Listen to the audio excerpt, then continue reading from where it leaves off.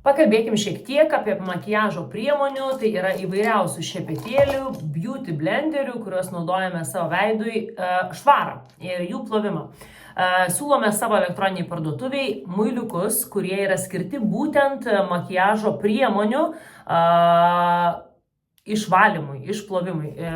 Šiems šepetėliams tikrai netinka skystas muilas, bet koks skystas muilas, jisai tikrai yra netinkamas, jeigu jūs plausite beauty blenderį su paprastu skystų rankų muilu, tai į jo vidų tas skystas muilas pateks, žodžiu, savo savybėmis jisai yra visiškai netinkamas, todėl reikalingas specialus muiliukas arba speciali priemonė.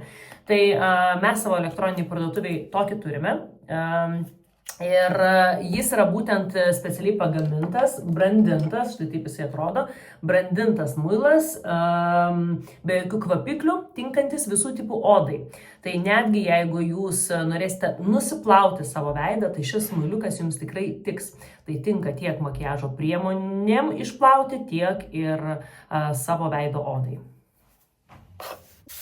Na, o visus šepetėlius, kurie yra nešvarus, metu į kriauklę, imu muilą ir tiesiog, matosi, kad jie yra nešvarus, muiluoju tol ir plaunu, kol lieka vanduo švarus. Tada patį šepetėlį nuskalauju. Štai šepetėlis prieš tai buvo rudas ir jisai puikiausiai visas iškart išsiplovė. Statau į savo dėklą ir jie realiai per kokią dieną išdžiūsta ir vėl juos galite naudoti.